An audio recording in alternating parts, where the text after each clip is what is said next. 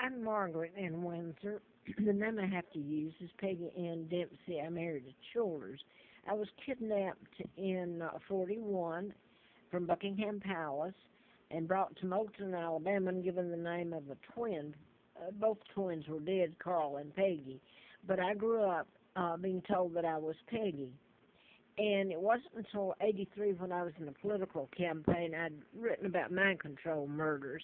And those have continued, and I've continued to tell about them because some of them have been deliberately put in patterns, like Timothy McVeigh. That's the implantable biochips by Tex Mars, I believe. But I was writing about this in '87, 75 till April Fool Day of '80, when they pretty much wiped me off the face of the earth again and again. But anyway, these have continued, the ones that are done in patterns.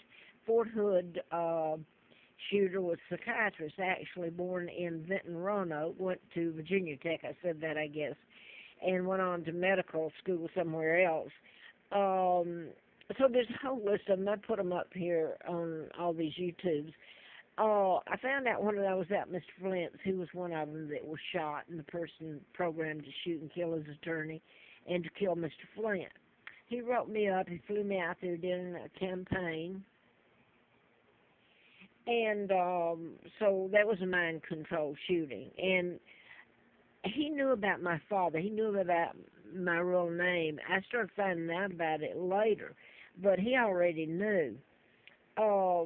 This is my father, Edward the Eighth, the real Edward the Eighth, not the fake that married Wallace Simpson. He was an imposter, and she was an American spy. My father was married to Claudia Ruth O'Keefe, Irish American, and this is my aunt George O'Keefe, the artist. So all of it was a takedown, and this my Uncle George VI helped in it. And here he is in '39, the year I was born. He just come from Canada. So he helped take down my father with lies and a forced abdication, which is illegal. My father wasn't even married to that woman. He married Claudia Ruth O'Keefe. I was born in '39, heir to the British Crown, and it was legal. They kidnapped me and put a 99-year seal on my dad's forced abdication. This is Roosevelt. And here he is with his family, his mother, and this is supposed to be the Queen Mom. They're killers. There's her husband, George, the illegal six. They have kidnapped me. The Kennedys. And by the way, the Kennedy shooting was yesterday, and I was listening to it last night. And there's so many people who know all about this. It's the reason why. But nobody cared. None of these people have ever given any empathy to me for the pain and suffering they've done to me, my country, and my parents. Now, I want to say this real quick. When I was doing the mind control, about mind control, the book, and tried to get it published, I had a letter from the FBI, and they were done in patterns, and the only one, and they can be proven, the ones I've listed, but they've used my sons, Mark and Scott, in some of them.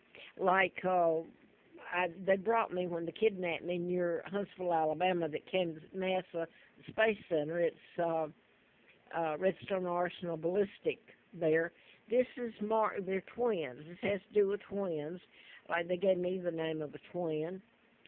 Mark Kelly and Scott Kelly, and he's up orbiting the Earth, Scott Kelly is, and this is Gabby Gifford in the Tucson, Arizona. So they used shootings, and this is my sons Mark and Scott, who I do not know where they are. I hope they're alive and well. I'm just going to show you a bit. I lived at Scott Hill Retirement. I just left there. I'm run from place to place because they use chemicals on me. I'm allergic to it. And you wouldn't get a background check on me, a correct one, from any of this. It's total lies. This is Edinburgh, of course, Edinburgh you associate with Scotland and with the Queen of England. And by the way, when I was doing the book, Larry Flynt was shot, I lived at Moonraker Apartments. And it was later the movie was made, Moonraker and License to Kill with Timothy Dalton. The name of my book was A License to Kill. So anyway, that's about mind control. Now I want to tell you, it's so horrific. It's been an everyday crime spree by the Americans. And I'm going to run out of video here. I wanted to get just another day in my life, and this doesn't even get to the really bad. Uh, I was thrown out to Flint, so I was going to throw out some names. And before I went out there, I had seen the movie years ago, Billy Jack, Part 1 and 2, played by Tom Laughlin. So in '83, I was flown out to Flint in the campaign, and I actually met Tom Laughlin and Dennis Hopper. And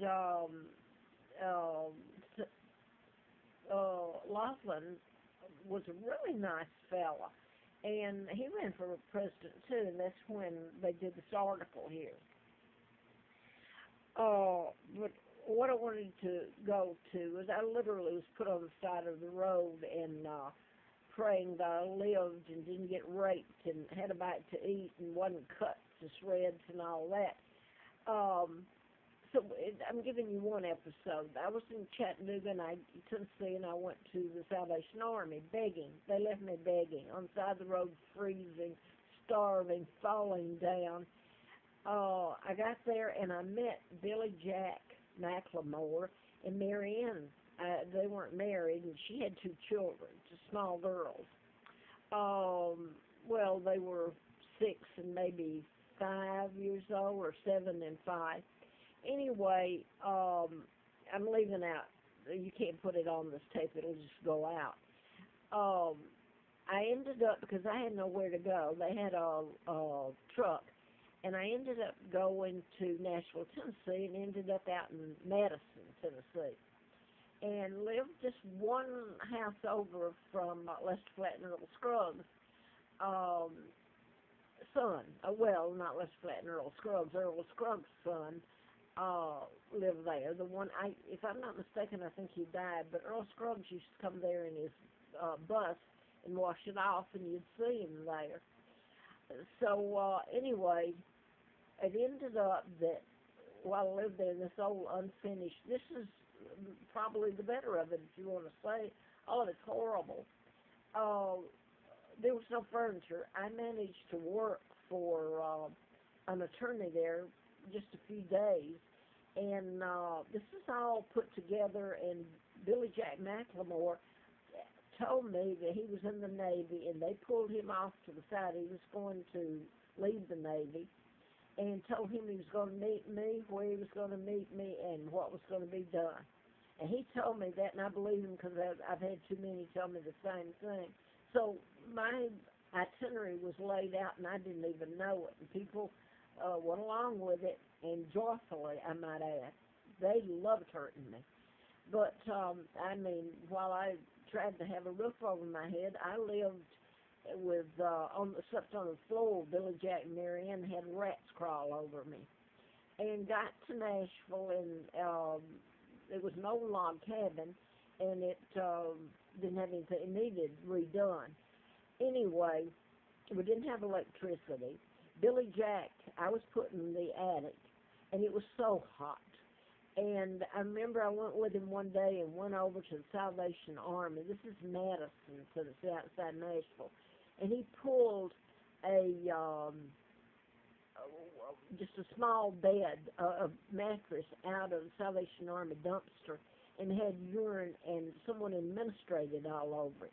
He pulled it out, and he took it and put it up in the attic, and he got a really small fan and put in the window, and so we did have electricity at that point a little, but they went and signed me up for food stamps, and I never saw any food. Their kids would come in with bags of chips and candies and all kinds of food, and they'd go out to eat. I had nothing to eat. Didn't even have toilet tissue. A man next door, and I won't get into that, is someone I had met that lived next to my ex-husband in Cobb County there when so much was being done to me. And what's he doing up here next door in this cabin? It's like a cabin you'd find in the wood, a small one he lived in, and the one that Mary Ann and Billy Jack got from the attorney